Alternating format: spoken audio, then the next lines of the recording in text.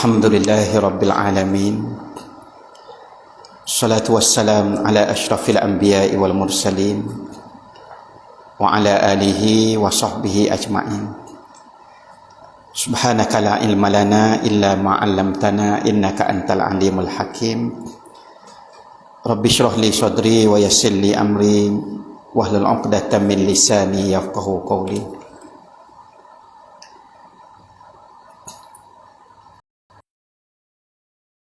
Allah berfirman di dalam Al-Quran, Bismillahirrahmanirrahim. Qul ya ibadiyallazina asrafu ala anfusihim la taqnatu min rahmatillah innallaha yaghfiru dzunub. Ibnu Abbas lahir, ataupun nama sebenar dia Abdullah bin Abbas. Pak saudara Nabi ni Abbas bin Abdul Muttalib letak anak jantan dia yang baru lahir ni atas riba Rasulullah.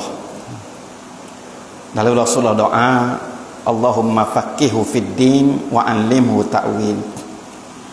Ya Allah, jadikanlah budak kecil ni orang yang faham dalam perkara agama, dan ajarkanlah kepada dia perkara-perkara takwil. Ayat-ayat Quran yang tak jelas sama-sama maksudnya, biasanya sahabat-sahabat akan rujuk pada Ibnu Abbas. Ibnu Abbas cerita berkaitan dengan ayat yang kita baca tadi. Qul ya ibadiyallazina asrafu ala anfusihim la taqnatu min rahmatillah innallaha yaghfiru dzunuba jami'a innahu huwal ghafurur rahim. Wahai hamba-Ku yang telah mensia-siakan masa hidup dia dengan amal-amal yang tidak berguna, buat dosa, Allah beri satu harapan, la taqnatu min rahmatillah. Jangan sekali-kali kamu putus asa daripada rahmat Allah. Sesungguhnya Allah mengampunkan semua dosa, dan Allah adalah Tuhan yang Maha Pengampun lagi Maha Penyayang. Ceritanya berkaitan dengan Wahsy. Wahsy ni hamba kepada Hindun binti Utbah.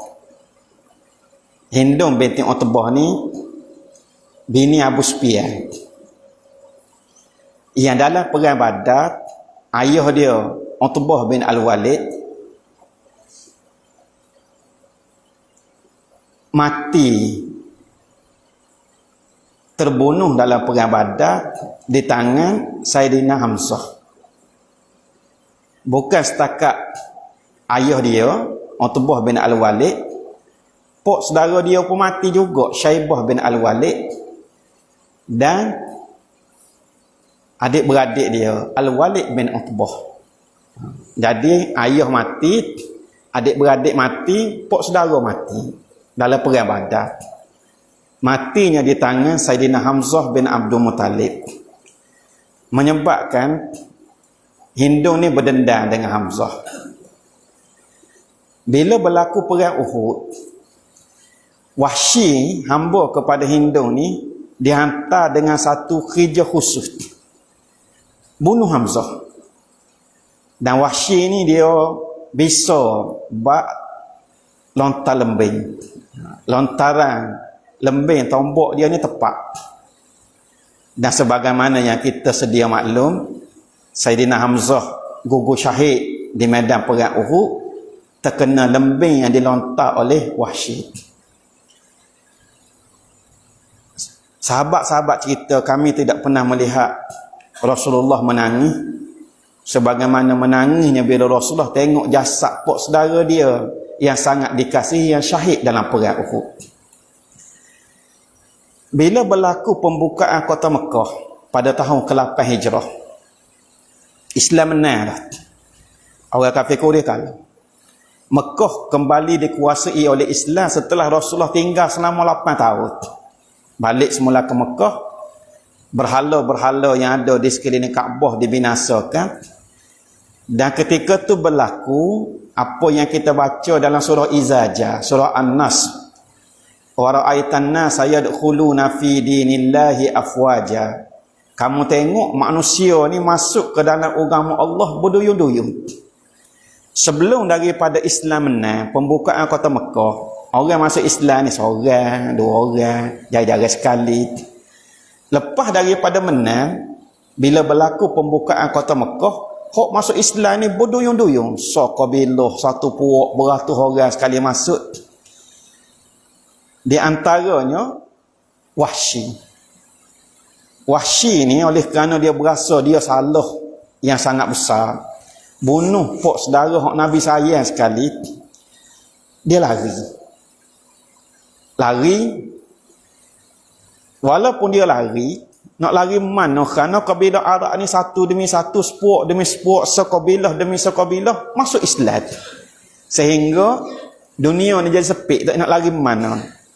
Akhirnya dia tulis surat kepada Rasulullah nak masuk Islam. Tapi Wahsy kata dia terhalang oleh satu ayat. Ayat ni berbunyi, wallazina la yad'una ma'allahi ilahan akhar wa la yaqtuluna an-nafsa allati harramallahu illa bil haqqi wa la yaznun wa man yaf'al zalika yalqa asama.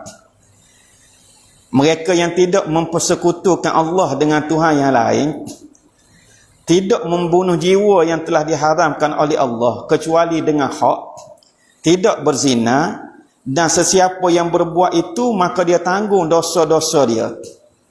Sedangkan ya Rasulullah, saya buat ni. Dosa ni saya buat. Di antaranya yaqtuluna an-nafsal lati haramallah. Saya telah bunuh satu jiwa yang diharamkan oleh Allah, bunuh Hamzah. Maka apakah ada jalan untuk saya bertaubat ya Rasulullah? Dia nak taubat dah ni, tapi dia rasa terhalang dengan satu ayat Allah. Lalu turun ayat yang lain sebagai jawapan kepada apa yang dimuskilkan oleh Wahsy tadi. Illa man taba wa amana wa amila amalan salihah fa ulaika yubaddilullahu sayyi'atihim hasanat. Bila Allah sebut dalam ayat yang sebelumnya, wa may yaf'al zalika yalqa asama, siapa yang berbuat yang demikian tu, bunuh orang, berzina, dia akan tanggung dosa dia dan dia akan terima akibat dia. Tapi ayat Quran ni dia tak habis dengan ayat tu. Ada lagi hak mari ayat selepas daripada tu, illa ni kecuali mantab, siapa yang bertaubat. Maknanya ada peluang lagi. Mantab wa amana wa amila amalan salihah, beriman kepada Allah, beramal soleh. Taubat, beriman kepada Allah, beramal soleh, fa ulaika yubaddilullahu sayyi'atihim hasanat. Mereka ni Allah akan ganti dosa-dosa tu dengan kebaikan. Maknanya apa yang dimuskilkan oleh Wahsy tu, Tuhan jawab. Walaupun dia bunuh orang, ada ruang. Illa man tab, siapa yang bertaubat, kemudian beriman, wa amal soleh. Bila ayat ni turun, Nabi pun kirim ayat ni ke Wahsy. Wahsy ni bunuh pok saudara Nabi. Hak Nabi paling sayang sekali. Dan menangisnya Rasulullah hari syahidnya Hamzah. Sahabat-sahabat kata, kami tak pernah tengok Rasulullah menangis sebagaimana menangisnya pada hari syahid Hamzah. Sedihnya Rasulullah. Tapi bila Wahsy nak masuk Islam, Rasulullah nak selamatkan Wahsy ni. Dia ni dah lah hamba hitam. Orang hitam, bukan orang putih, tak comel pun Wahsy ni. Turun ayat ni Rasulullah kirim kepada Wahsy. Kirim kepada Wahsy. Lalu Wahsy kata, Allah letak syarat bertaubat, lepas tu beriman, beramal soleh. Saya ni tak tahu lagi boleh buat amal soleh ke tak. Ada lagi hak tak jelas itu. Turun lagi ayat lain, innallaha la yaghfiru an yushraka bihi wa yaghfiru ma duna zalika liman yasha. Sesungguhnya Allah tidak mengampuni sesiapa yang mempersekutukannya, dan Allah akan mengampuni dosa yang selain daripada syirik bagi sesiapa yang dikehendaki. Bapa Allah tak ampunkan dosa Orang yang mensyirikkan Allah ni maknanya kita tak mengaku Allah ni Tuhan kita. Dan lagu mana Allah nak ampunkan kita? Syarat bagi kita nak mohon ampun kepada Allah, kita akui bahawa Allah tu Tuhan kita. Kalau kita mensyirikkan Allah, ada Tuhan yang lain daripada Allah, dah lagu mana Allah nak ampunkan kita, sedangkan kita pun tak mengaku Allah tu Tuhan kita. Ruang kau terbuka untuk Wahsy. Ayat ni dikirim pada Wahsy. Wahsy kata ada syarat lagi dalam ayat ni. Dia berasa tak yakin lagi. Lalu turunlah ayat yang kita baca tadi. Qul ya ibadiyallazina asrafu ala anfusihim la taqnatu min rahmatillah innallaha yaghfiruz dzunuba jami'a innahu huwal ghafurur rahim. Katakanlah wahai hamba-hambaku. Ni Allah guna dengan satu panggilan yang sangat lembut. Ya ibadiyah, ya ibadi, wahai hamba-hambaku. Satu panggilan berbentuk pujukan yang sangat lembut.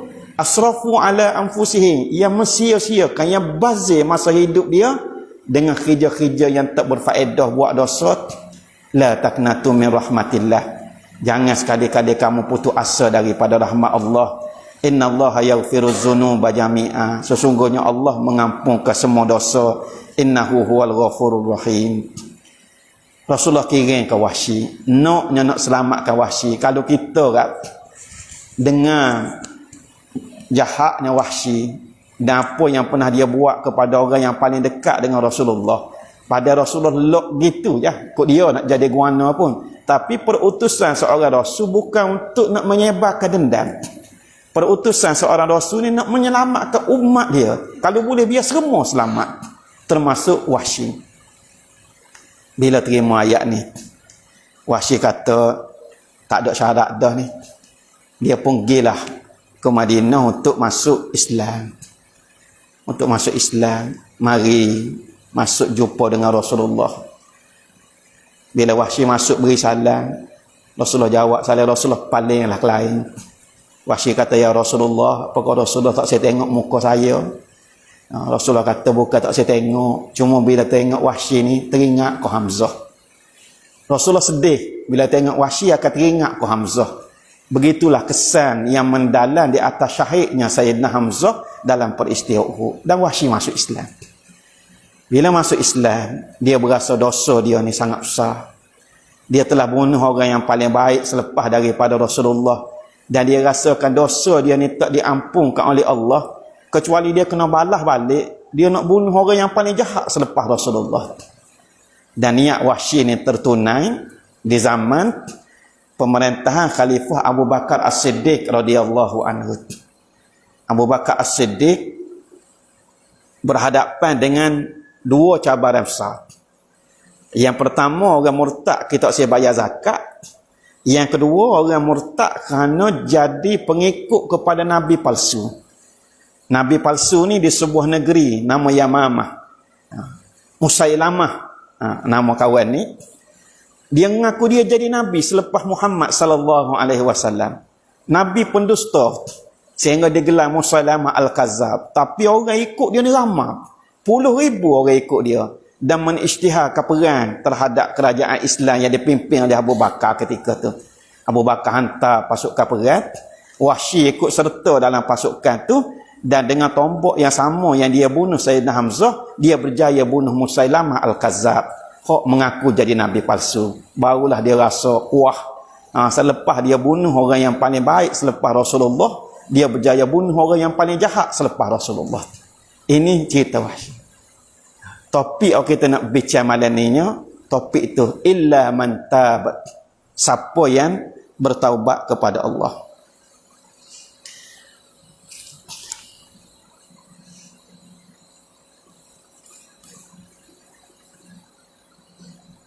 Abu Umamah Al-Bahili radhiyallahu anhu, sahabat Nabi, kata dia dengar Nabi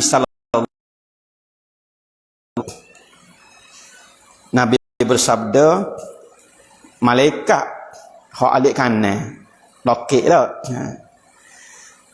lebih berkuasa terhadap malaikat alik kiri. Kita ada dua kan, hak tukar catat amal kan, oleh kanan rokit, malaikat oleh kiri nak catat. Oleh kanan ni boh, oleh kiri kena dengar kata, oleh kanan kata tunggu dulu. Ditahan di antara 6 hingga 7 jam ditahan. Nak catat oleh kanan tak bui, tunggu kalau dia bertaubat. Bila 6-7 jam tak bertaubat juga, maka dicatat dengan sayyi'at, satu kejahatan sahaja. Oleh kanan ni buat je 10 lalu, oleh kiri buat, nak catat tahan dulu, tunggu kalau dia bertaubat. Dan bila bertaubat tidak dicatatkan apa-apa. Kalau tidak bertaubat dicatat dengan satu kejahatan sahaja. Dalam keadaan gitu pun hamba Allah yang berjalan menuju ke neraka lebih ramai daripada yang berjalan menuju ke syurga. Sebab itulah bila Allah sebut innahu huwal ghafurur rahim, Allah ni adalah Tuhan yang maha pengampun lagi maha penyayang. Betul. Panggilan kepada hamba yang untuk bertaubat ni, ya ibadi, wahai hambaku. Ya ni panggilan yang sangat lembut, penuh kelembutan, dengan sifat maha penyayang Allah terhadap kita hamba dia. Dalam satu riwayat lain, seorang hamba bila berbuat dosa tidak segera ditulis, tidak disegera ditulis. Kemudian buat dosa lagi, tak tulis lagi. Buat dosa ketiga, dikumpulkan sehingga jadi 5 dosa. Bila dia buat satu kebaikan, hak 5 tak dia dipadamkan. Dipadamkan dan ditulis untuk dia 5 hasanat. Sebab apa? Kan buat sekebaikan Allah wis 10 kan? Allah wis 10. Ni lepas tu buat hak 5 ni padam, boleh pula 5. Saya berusaha untuk nak menjerumuhkan anak Adam ni ke dalam neraka. Dia buat hasut juga nak boleh kau buat dosa sampai 5 kali. Habis iblis ni ngasuk, tiba-tiba dibatalkan dengan satu. Iblis kata sebab itulah Sayyidina Ali karamallahu wajhah ditanya,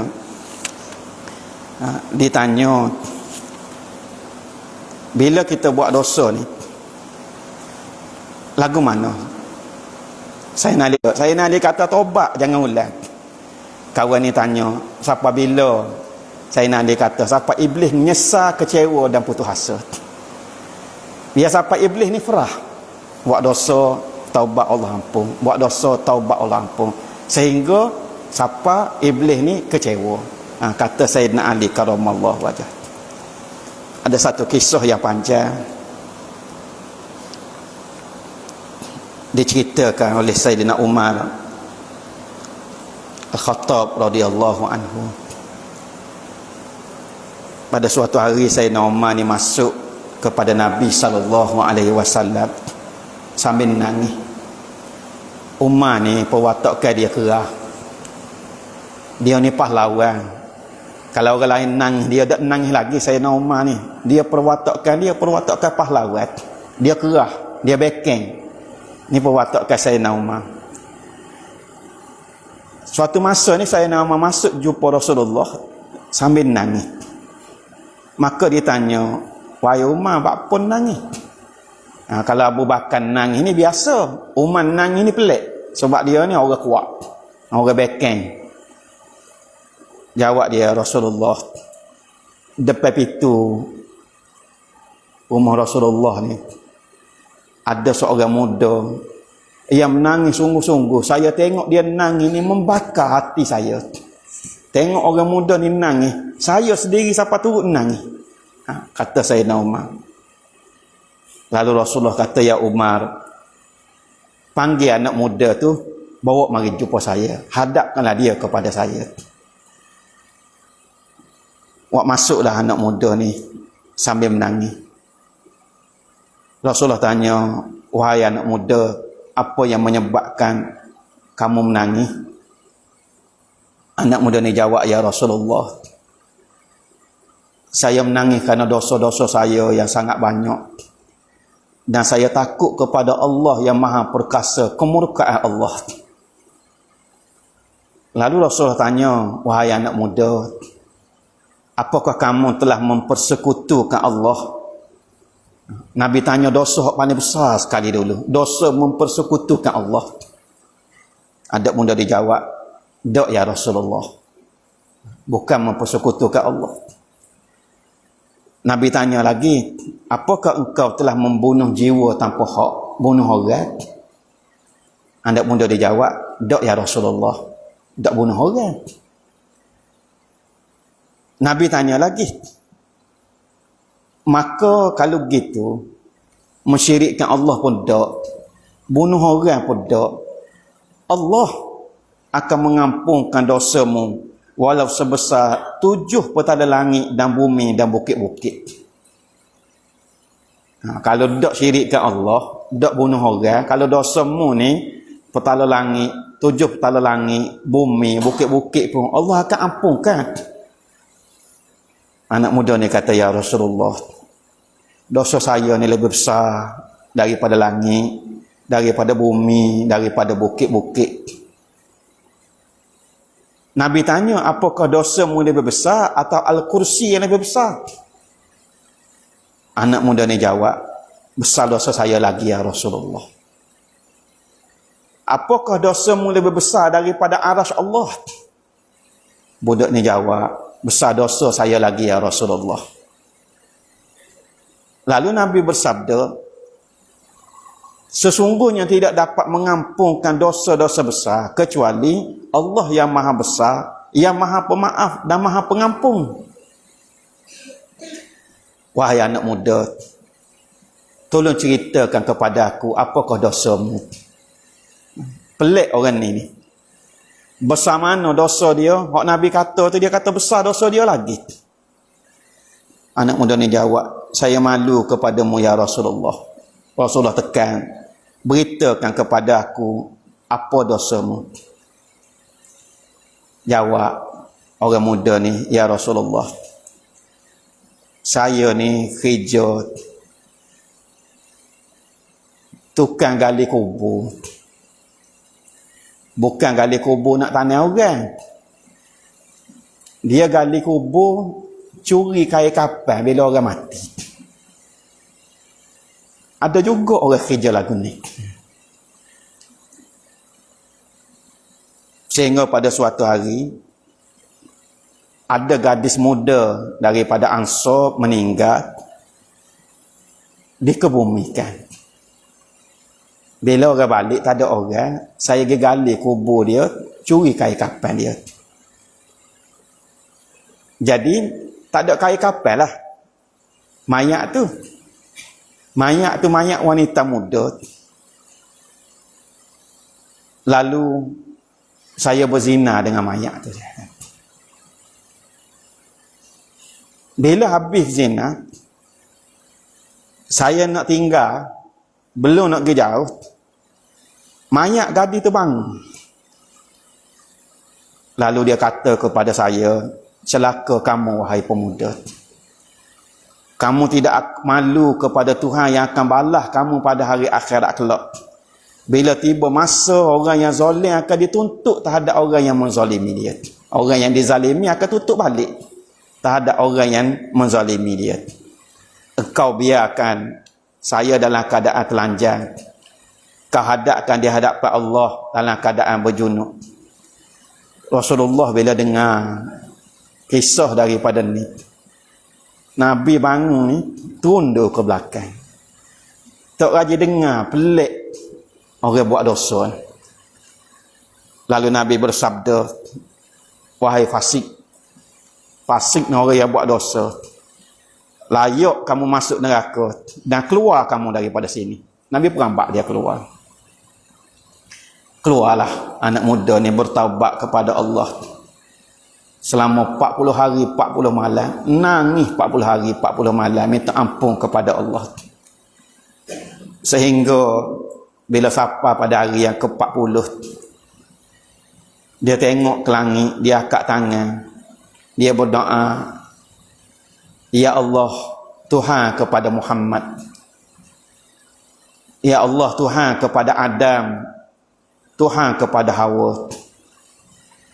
Jika engkau telah mengampunkan aku, maka beritahulah kepada Rasulullah dan para sahabatnya. Jika kamu tidak ampunkan aku, maka kirimkanlah api daripada langit dan bakarlah aku di dunia ni dan selamatkanlah aku daripada seksa api neraka. 40 hari 40 malam dia taubat. Turunlah malaikat Jibril alaihi salam jumpa dengan Rasulullah sallallahu alaihi wasallam. Beri salam. Ya Muhammad, Tuhanmu kirim salam kepadamu. Nabi jawab, dialah Tuhan yang bernama As-Salam. Daripadanya salam dan kepadanya kembali segala keselamatan. Ya Muhammad, Allah tanya, apakah engkau yang menjadikan makhluk ni? Nabi jawab, Allah lah yang menjadikan aku dan semua makhluk.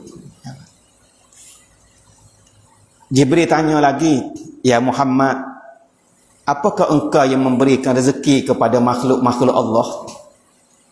Nabi jawab, Allah lah yang memberikan rezeki kepadaku dan memberikan rezeki kepada mereka. Jibril tanya lagi, Ya Muhammad, apakah kamu yang memberikan taubat kepada umatmu? Rasulullah jawab, Allah yang memberi taubat kepadaku dan kepada hamba-hamba Allah daripada umatku. Lalu Jibril kata, Allah berfirman, maafkanlah hamba-Ku itu.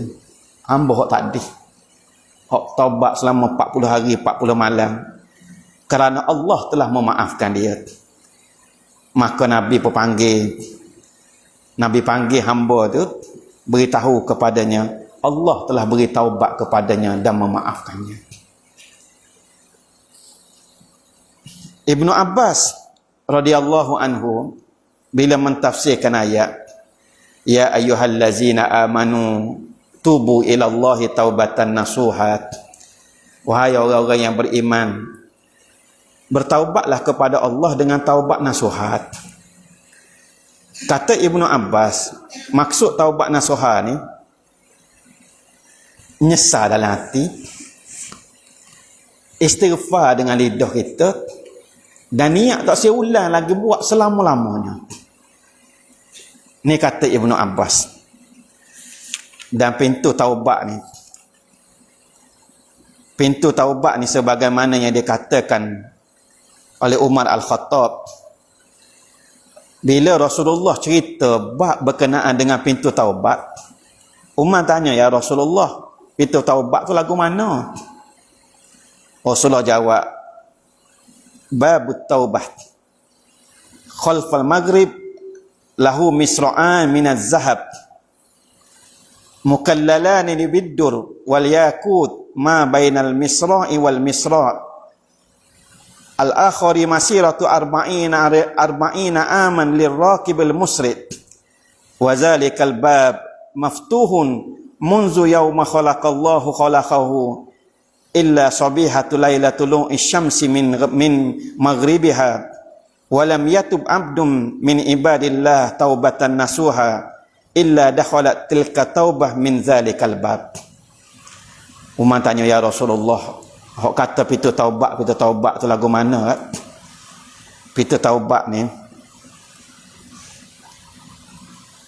di hujung barat dia. Dia kata ni timur ni barat tak. Hujung barat dia ada 2 daun pintu.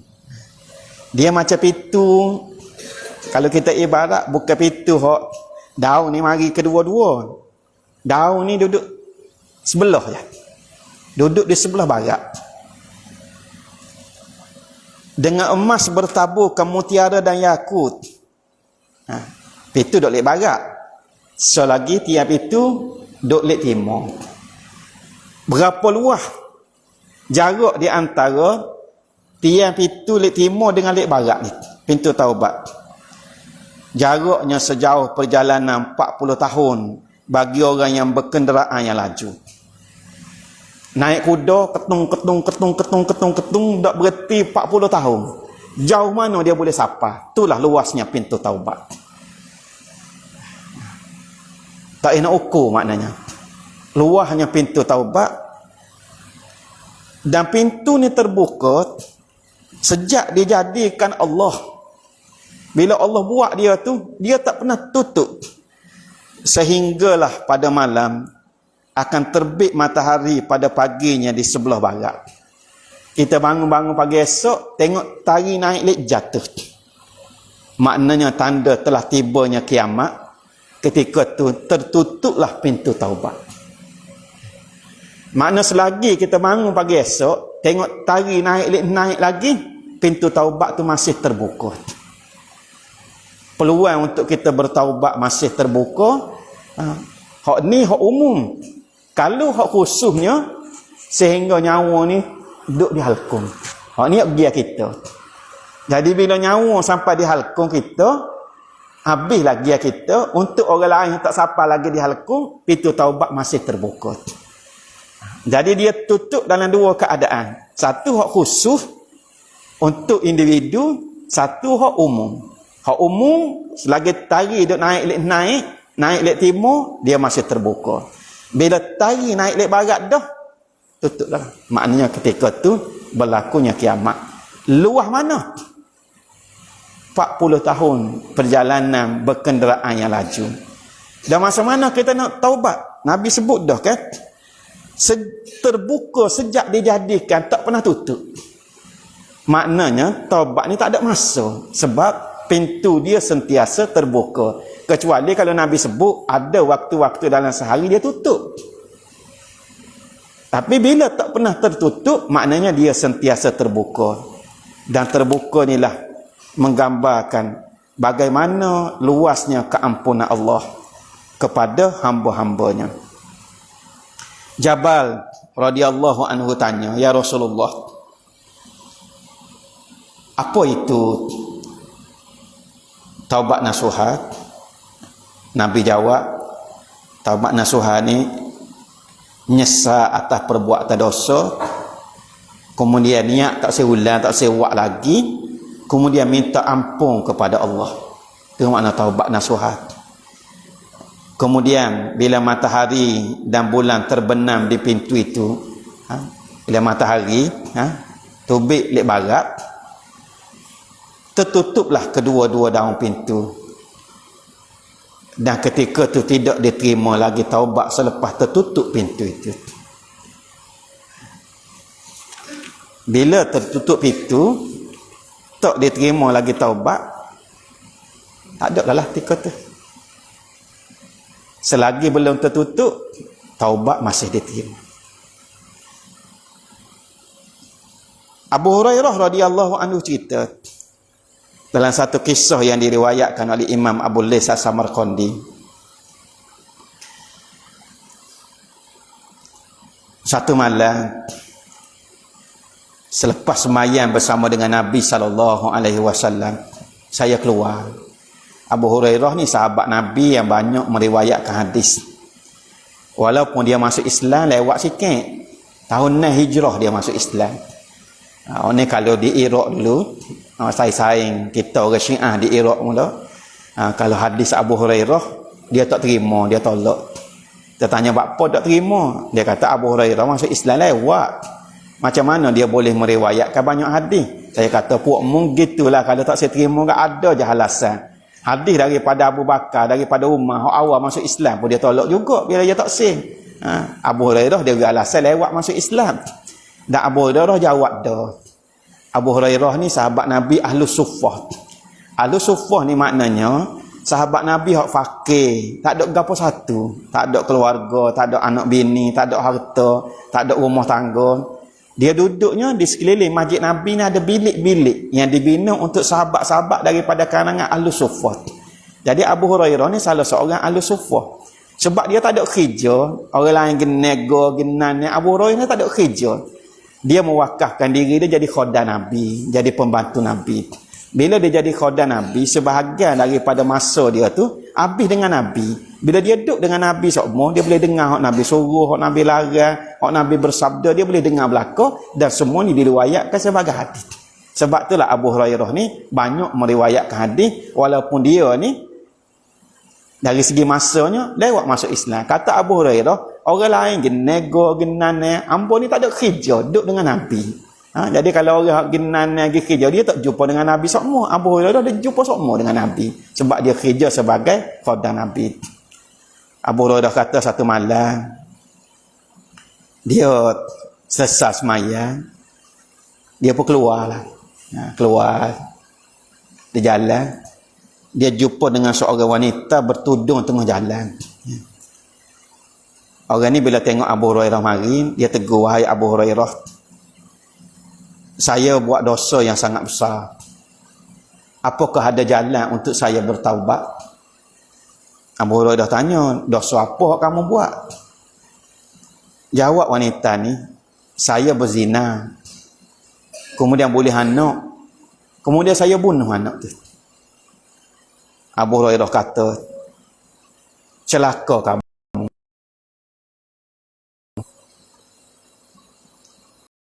Allah telah membinasakan kamu, tak ada jalan taubat." Abu Hurairah pakai mati gitulah dia. Bila dengar Abu Hurairah kata celaka kamu, Allah membinasakan kamu, tak ada jalan taubat, tepik dia, Abu Hurairah kata, aku pun tinggal dia. Tapi bila tinggal tu, Abu Hurairah kata, aku mari mikir, pandai-pandai pula aku waktu ambil fatwa dia kata. Padahal Rasulullah ada lagi. Bapa aku tak tanya Rasulullah. Rasulullah masih hidup lagi di tengah-tengah kami, kata Abu Hurairah. Pagi esoknya, lepas maya subuh, saya pergi pada Rasulullah dan kata, "Ya Rasulullah," dia cerita kisah semalam, "saya diminta fatwa tentang hal gini.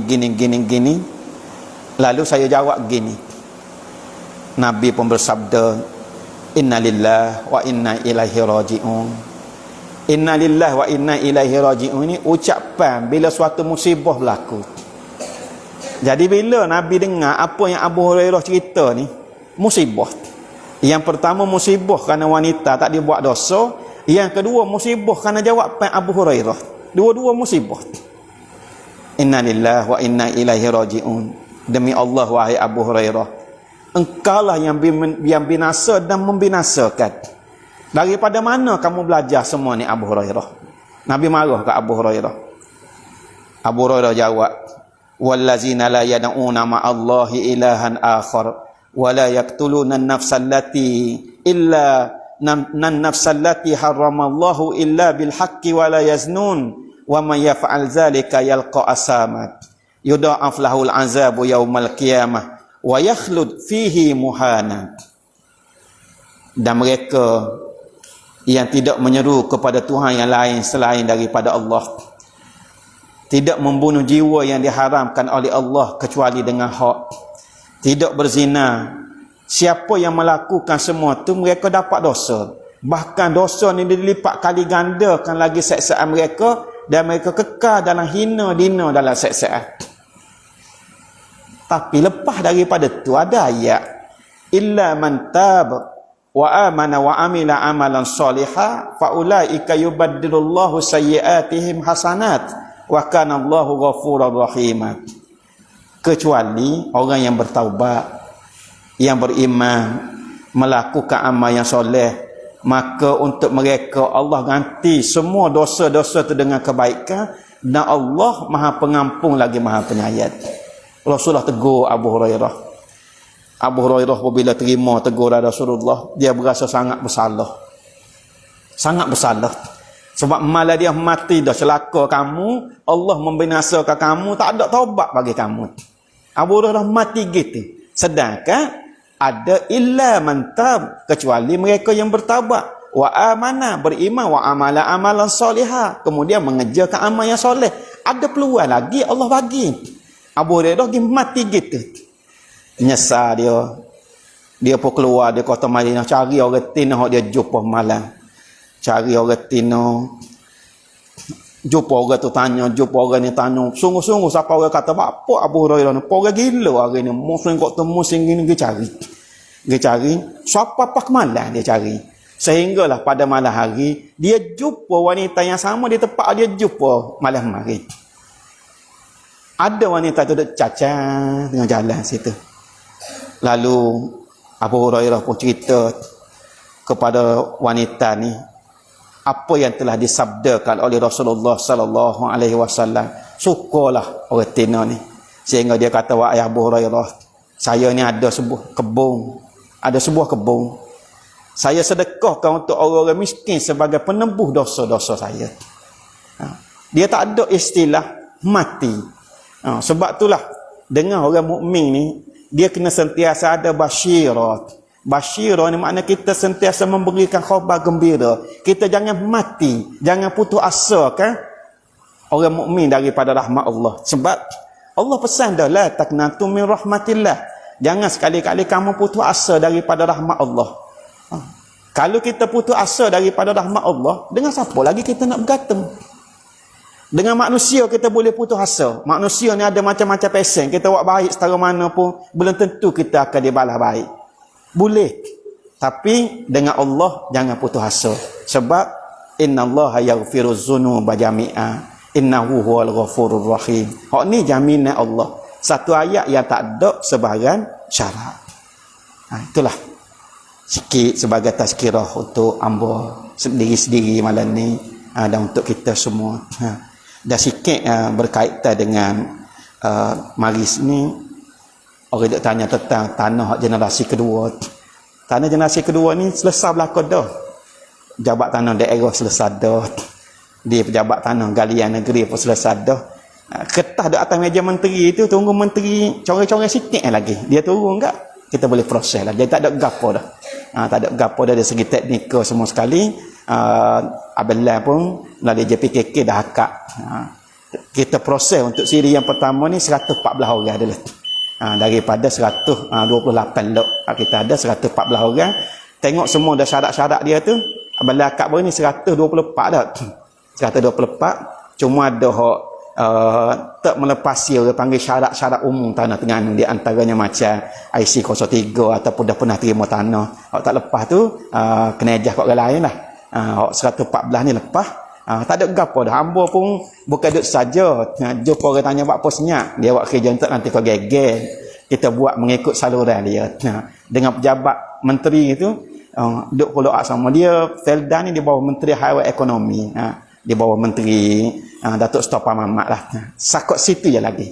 Sebab secara betulnya Felda dah beri satu surat, tidak ada halangan. Ni kita pun dah ajak Abdullah berusuk semua masuk mesyuarat, ada surat, tidak ada halangan, cuma dia perlu surat lagi. Surat lagi. Dan bila berjaya ni, Felda Selasi ni akan jadi Felda yang pertama dalam negeri Terengganu yang berjaya menyelesaikan isu tanah tapak rumah untuk generasi kedua. Tak ada mana-mana Felda lagi pun dalam negeri Terengganu yang berjaya menyelesaikan isu tanah. Kitalah hak yang pertama. Tapi liku-liku yang kita lalui tu memang sangat berbelik-belik, dan semua tu kita lalui demi nak selesai tanah. Bila tahulah lagu mana kita bawa dia masuk mesyuarat, nak suruh tengok sendiri lagu mana proses yang sangat berliku yang kita lalui. Alhamdulillah dia dah sampai ke penghujung dah. Jadi sabar sekejap. Tak sedek kecek lah benda-benda kita tak pasti tu. Kita tengah buat kerja. Buat kerja ni tak semestinya geger. Buat kerja ikut saluran dia. InsyaAllah sampai masa hamba target dalam bulan 3 ni nak baik. Kalau tak berjaya bulan 3 pun kita akan tekan seberapa segera yang mungkin untuk kita nak selesaikan isu tanah ni. Sekadar tu saja. Wallahualam. Assalamualaikum warahmatullahi wabarakatuh.